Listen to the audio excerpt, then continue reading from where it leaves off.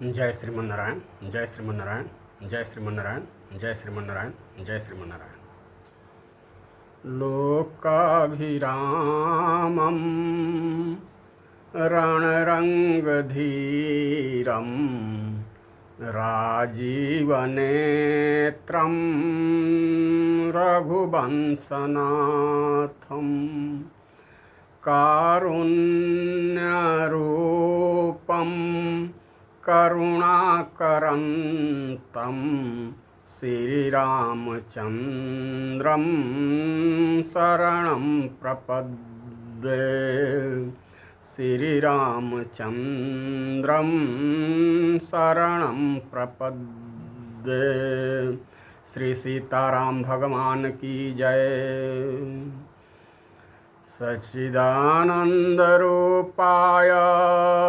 विश्वोत्पत्त्यादिहेतवे तापत्रय विनाशाय श्रीकृष्णाय वयं नुमः। श्री कृष्णचंद्र भगवान की जय। श्री कृष्णाय वासुदेवाय हरये परमात्मने प्रणतक्लेशनाशाय गोविंदाय नमो नमः। श्री कृष्णचंद्र भगवान की जय। अतुलित बलधामं हेमशैलाभदेहं दनुजवन कृशानुं ज्ञानिनामग्रगण्यं सकलगुणनिधानं वानराणामधीशं रघुपतिप्रियभक्तं वातजातं नमामि। वीर बजरंगबली की जय। अनंताचार्य कृपया वेदांत द्वयपारगम रामकृष्णांग सदभक्तां विक्ष्वक्सेन मुनिं भजे। लक्ष्मीनाथ समारंभा नाथयामुन मध्यमा अस्मदाचार्य पर्यन्तां वंदे गुरुं परंपरा। श्री गुरुदेव भगवान की जय। श्रीमते त्रिदंडी स्वामिने नमः। श्रीमते लक्ष्मी प्रपन्न जीयर स्वामिने नमः।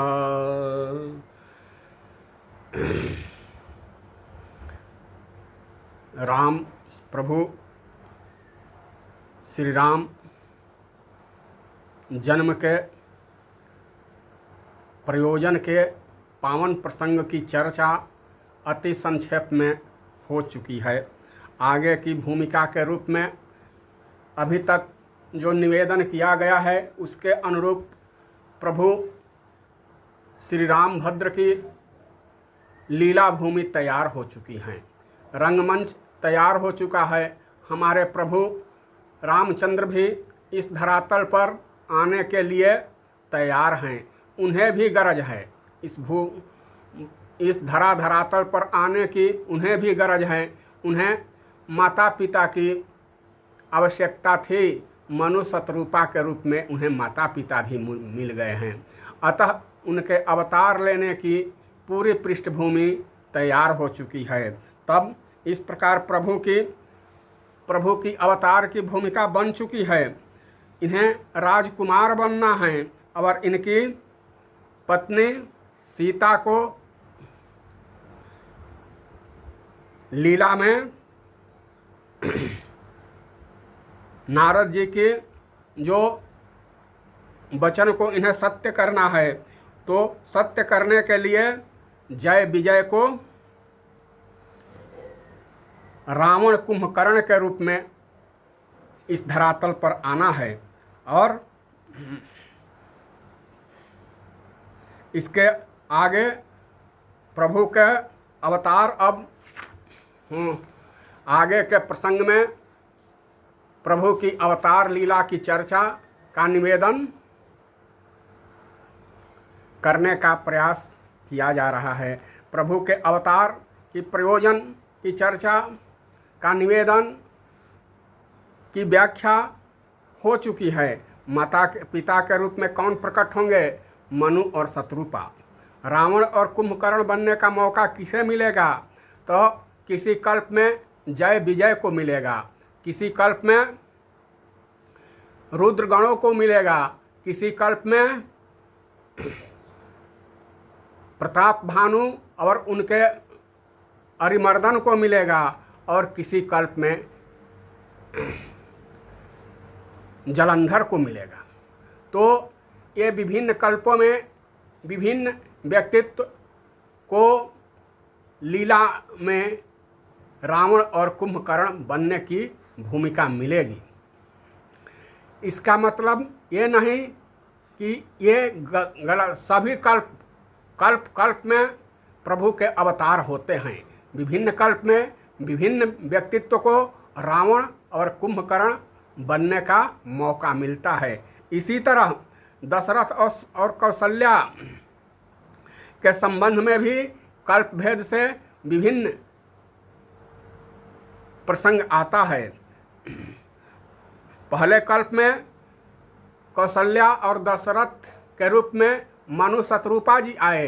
दूसरे कल्प में काश्यप आदिति महातप किन्हा तिन्ह कह मैं पूरब बर दीन्हा ते दशरथ कौशल्या रूपा कौशलपुरी प्रगट नर भूपा तिन्ह के गृह अवतरिहां जाई रघुकुल तिलक सोचारी भाई। किसी कल्प में मनु और शत्रुपा जी को दशरथ और कौशल्या बनने का अवसर मिला। मनु और शत्रुपा जी को दशरथ और कौशल्या बनने का सौभाग्य किसी कल्प में मिला, और किसी कल्प में प्रजापति कश्यप और उनकी पत्नी अदिति को दशरथ और कौशल्या बनने का सौभाग्य मिला। ये दोनों दो व्यक्तित्व है। मनु और शत्रुपा एवं काश्यप एवं अदिति ये एक ही नहीं हैं, दो व्यक्तित्व हैं। विभिन्न कल्पों में इन्हें दशरथ और कौशल्या बनने का सौभाग्य प्राप्त हुआ है। कहा भी गया है कि क्वचित पुराणेषु विरोधो यदि जायते यदि लभ्यते कल्पभेदेन तत्सर्वं समाधेयं मनीषिणः। मनीषी लोग कल्पभेद के अनुसार, कल्पभेद के आधार पर सभी तथ्यों को, सभी प्रसंगों को सत्य कहते हैं क्या? सभी सत्य हैं ही हैं। किसी कल्प में मनु और शत्रुपा जी दशरथ और कौशल्या के रूप में प्रकट हुए, तो किसी कल्प में काश्यप एवं अदिति जी को दशरथ एवं कौशल्या बनने का सौभाग्य मिला। और कार्तिक महात्म्य में एक और प्रसंग आता है। स्कंद पुराण कार्तिक महात्म्य में एक और प्रसंग आता है। वहाँ आता है देवदत्त नामक एक ब्राह्मण थे। तुलसी दल मिश्रित जल की छींटा मारकर कलह का उद्धार कर दिया था। तो किसी कल्प में उन्हें भी दशरथ बनने का सौभाग्य प्राप्त हुआ। तो मनु जी और शत्रुपा जी ने प्रभु से वरदान मांगा। क्या वरदान मांगा? मनु जी ने कहा, आपके समान पुत्र चाहता हूँ। मनु जी ने वरदान के रूप में आपके समान पुत्र चाहता हूँ। चाहिए हूँ तुम्हारे समान सुता। और प्रभु ने एवमस्तु कह दिया। लेकिन एवमस्तु कहने के बाद तुरंत प्रभु ने विचार किया कि मनु जी ने तो मुझको मांगा नहीं है, मेरे समान मांगा है, और मैंने एवमस्तु कह दिया तो आप सरीस कहाँ खोजऊँ जाई। तो मैं अपने समान खोजूंगा कहाँ, इसलिए नृपतवतानाया बन बिहाम आई, मैं स्वयं आपका पुत्र बनकर आऊँगा। इस प्रकार 2 पुत्र की योजना तैयार हो गई। 2 पुत्र की योजना, एक तो मनु जी के मांग के अनुसार, आप चाहिहा हूँ तुम्हारे समान श्रुता, और एक प्रभु के संकल्प के अनुसार, नृपतावतानाया बना बिहाम आई, सो मेरे समान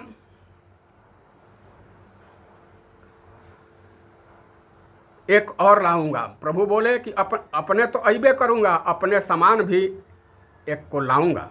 मैं आऊंगा आपका वचन पूरा करने के लिए। भगवान बोले आपका वचन पूरा करने के लिए मैं आऊंगा, और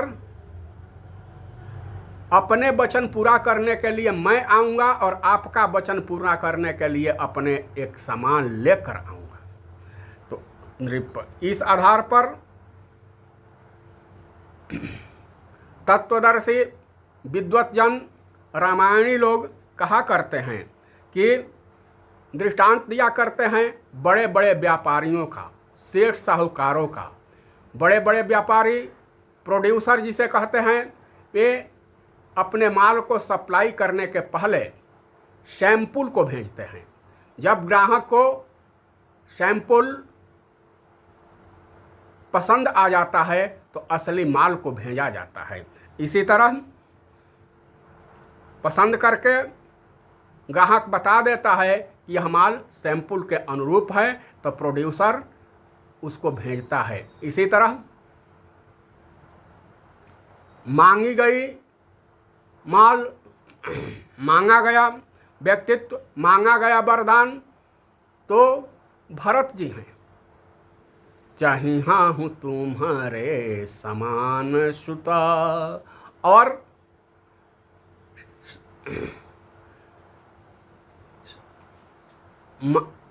मांगा गया वरदान तो भरत जी हैं।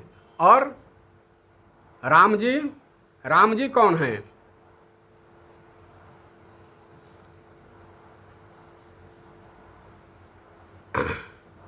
राम जी सैंपल के रूप में आए हैं।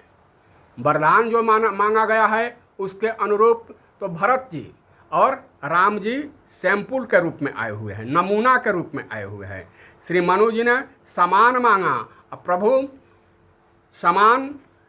के समान हैं कौन? भरत लाल जी हैं। भरत लाल जी असल मनु शत्रुपा जी ने जिस वरदान का मांग की थी उसके अनुरूप तो भरत लाल जी हैं। भरत लाल जी ही, और राम जी तो सैंपल के रूप में आए हैं, क्योंकि सैंपल और सप्लाइड में कोई अंतर नहीं होता है। सैंपल और सप्लाइड में कोई अंतर नहीं होता है, उसकी क्वालिटी क्वांटिटी सब एक जैसा होती है। इसलिए माता कौशल्या स्वयं कहती हैं, एक बार माता कौशल्या वनगमन के प्रसंग में निवेदन करती हैं कि बार बार चक्रवर्ती महाराज ने मुझसे कहा था, कौशल्य, हो सकता है एक दिन सूर्यवंश का सूर्य डूबने को हो जाए, सूर्यवंश में हो सकता है कि एक दिन अंधेरा हो जाए, सूर्य जो जगत को प्रकाश देता है, हो सकता है कि उसी के वंश में एक दिन अंधेरा हो जाए। उस दिन भरत ही कुल दीपक के रूप में हो गए। कोई कुल का दीपक होगा तो वह भरत लाल जी होंगे। वह कुल दीपक कौन होगा? तो भरत लाल जी होंगे। श्री राम जी कुल दीपक, श्री राम को कुल दीपक नहीं कहा गया। संत शिरोमणि तुलसीदास श्री रामचरितमानस में अंकित करते हैं, लिखते हैं क्या? जानमु सदा भरत कुल दीपा, बार बार मोहि कहूँ महीपा जाने सदा भरत कुल दीपा। बार बार मोहि कहूँ महीपा। भरत मेरे कुल का दीपक है, कौशल्य भरत मेरे कुल का दीपक है। बार बार चक्रवर्ती महाराज ने कहा है, भरत इस समय वंश में अंधेरा होने से इसको बचा लेगा। जब वंश में अंधेरा छाएगा तो भरत हमारे वंश को बचा लेगा, क्योंकि वह कुल दीपक है। अब मनु जी के ने एक पुत्र की याचना की थी और संतान कितने हुए?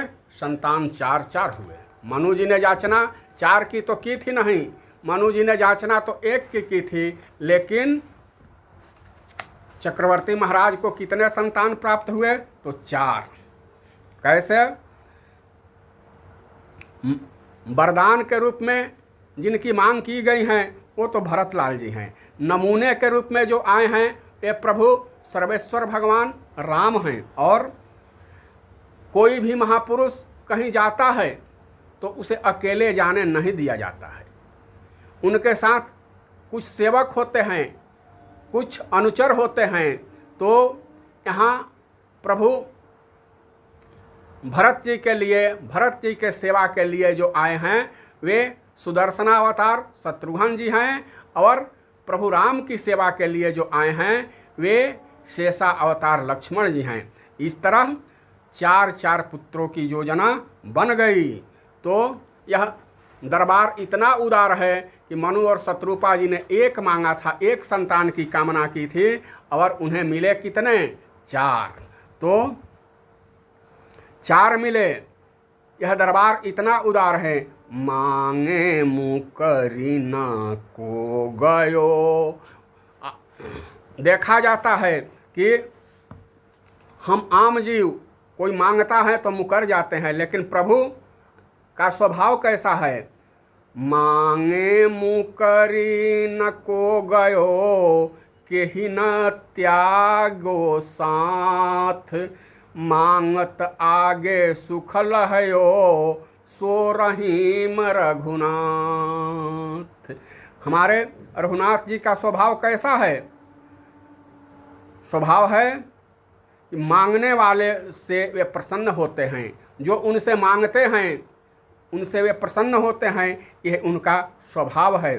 तो अतः किसी ने मांगा 1, मनु और शत्रुपा जी ने मांगा 1 और ये दे दिए 4। अब मनु जी कहते हैं कि आपके समान पुत्र चाहता हूँ। इस समय मनु जी की अवस्था कितनी है? 4थेपन में है, 4थापन के समापन पर हैं। भगवान बोले 4थेपन की समापन की दशा में मैं आपका पुत्र होकर आऊँगा, लेकिन अभी नहीं। आपको पितृत्व का गौरव प्राप्त होगा 4थेपन की समापन की समय में, लेकिन इस शरीर के शेष प्रारब्ध को व्यतीत कर लीजिए, बिता लीजिए। इसके बाद अवधपुरी में तो बसहूँ जाई सुरपति राजधानी। देवताओं के राजा इंद्र की राजधानी अर्थात अमरावती में जाकर निवास कीजिए, शरीर के शेष प्रारब्ध को भोग लीजिए, और तब तहाँ करि भोग विलास। तात गए कछु काल पुनि, होई हूँ अवध भुआल। तब मैं होब तुम्हार सुत। अब वहाँ जाकर अपने शरीर के, इस शरीर के शेष प्रारब्ध का भोग कर लीजिए, और इसके बाद आप अवधपुरी के चक्रवर्ती सम्राट दशरथ बनेंगे। आपका 4थापन आ जाएगा। 4थेपन के समापन की स्थिति में मैं आपका पुत्र बनकर आऊँगा, आपको पितृत्व का गौरव प्रदान करूँगा। इस अनुशासन के अनुसार श्री मनु जी उस मनु शरीर के प्रारब्ध के शेष भाग को अमरावती में बिताए, निपटाया, अपने प्रारब्ध को निपटाया, बिना प्रारब्ध को मिटाए। इस अगर शरीर का अंत नहीं होता है, जो प्रारब्ध है वह होकर रहेगा। तो भगवान भुगतान करके पुनः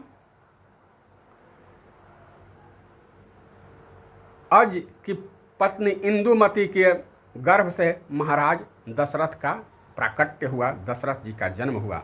दशरथ जी ने कई विवाह किए। दशरथ जी संतान के लिए कई विवाह किए। गोस्वामी जी ने तो अपने ग्रंथों में 700 विवाह का उल्लेख किया है। कहाँ? गोस्वामी जी के 12 प्रमुख ग्रंथों में एक ग्रंथ है गीतावली, राम गीतावली।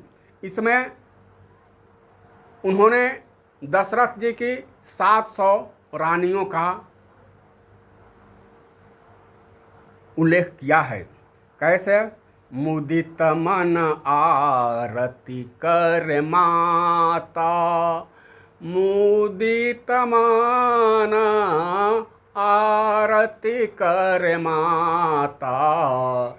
जब श्री जानकी जी अवधपुरी में विवाह के बाद आई तो माताएं उनको प्रसन्न होकर आरती कर रही है, आरती उतार रही है, उतारा भी जाता है। और क्या करती हैं? पाय लागनी दुल्हनी सिखावती, अपने बहुओं को पाय लागना सिखा रही है। किशोरी जी बड़े आदर पूर्वक सबको प्रणाम कर रही है, सबके चरणों में प्रणाम कर रही है। कौशल्या माता, उन्हें सिखाया जा रहा है, प्रणाम करना सिखाया जा रहा है। सबसे पहले श्री जानकी जी ने कौशल्या माता को प्रणाम किया। श्री किशोरी जी ने बड़े आदर पूर्वक प्रणाम किया, बड़े ढंग से प्रणाम किया। कौशल्या जी विचार करने लगी, कितनी गुणवती, कितनी शीलवती यह बहू है। इसके बाद कौशल्या जी ने इशारा किया, किसके ओर? कैकेयी जी के ओर। बहू, ये भी तुम्हारी मझली सास है, इनको भी प्रणाम करो। श्री किशोरी जी ने कैकेयी माता को भी प्रणाम निवेदन किया। इसके बाद कैकेयी माता ने उन्हें इशारा किया कि सुमित्रा जी की ओर, ये भी तुम्हारी सास है, इन्हें भी प्रणाम करो। श्री सीता जी ने सुमित्रा माता को प्रणाम किया। 3 तक को तो सभी हम जानते हैं। इसके बाद इशारा किया गया, ये भी आपकी सास हैं, इसे भी प्रणाम करो। माँ जानकी को जिज्ञासा हुई, उत्कंठा हुई कि 3 की बात तो सभी जानते हैं, ये अब चौथा जिज्ञासा होना भी स्वाभाविक है, ये कौन है? तो पाय लागनी दुल्हन सिखावती, सरिस सासु सत साता। इस पंक्ति में आया है सत साता, इसका अर्थ तो 700 ही होगा ना। तो बराबर की हैसियत वाली ये सास है, इनको प्रणाम करो। भला साधारण व्यक्तित्व होता तो कमर झुक जाता, व्यक्ति बैठ सकता था या, लेकिन धन्य है किशोरी जी। वे कहती हैं कि जब आपके पुत्र रघुनंदन इतने समर्थ हैं कि 700 करोड़, 700 की बात कौन कहे, 700 करोड़ों व्यक्तित्व के साथ एक साथ मिल सकते हैं, तो एक साथ मिलना संभव है, तो मैं 700 सास को प्रणाम करने में असमर्थ कैसे हो सकती हूँ? किशोरी जी तो अमित रूप प्रगटेते ही काला, अमित रूप प्रगटेते ही काला, जथा जोग मिले सबहि कृपाला।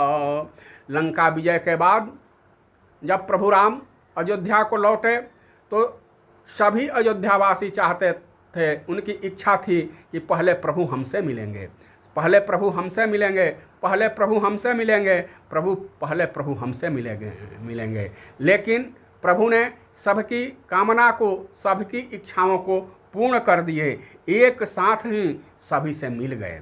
क्षण माहि सबहि मिले भगवाना, उमा मरम यह काहू न जाना। क्षण भर में सभी से भगवान मिल लिए, सभी से एक साथ मिल लिए। भोले बाबा यह कथा को, इस पावन प्रसंग को माँ भवानी से सुनाते हुए कहते हैं कि पार्वती, इसमें इस मर्म को किसी ने नहीं जाना। जितने व्यक्ति थे, जितने अयोध्यावासी थे, उतने राम हो गए। फलस्वरूप क्षण माहि सबहि मिले भगवान, उमा मरम यह काहू न जाना। अब अद्भुत बात है, क्या यह संभव है?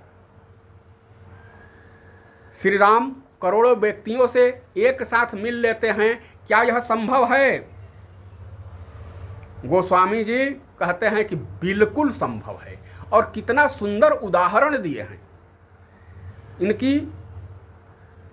इनके उदाहरण से तो बात बिल्कुल दिल में बैठ ही जाती है कि यह बिल्कुल संभव है।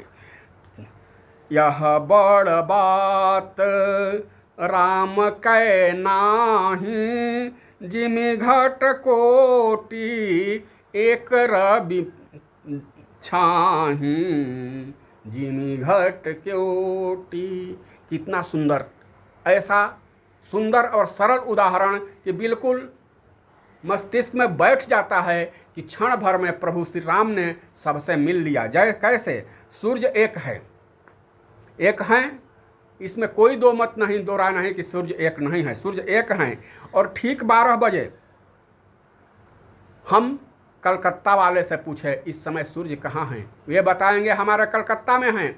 हम बम्बे वाले से पूछे इस समय सूर्य कहाँ हैं, वे बताएंगे हमारे बम्बे में हैं। हम काशी वाले से पूछे इस समय सूर्य कहाँ हैं, वे बताएंगे हमारे काशी में हैं। तो बम्बे वालों,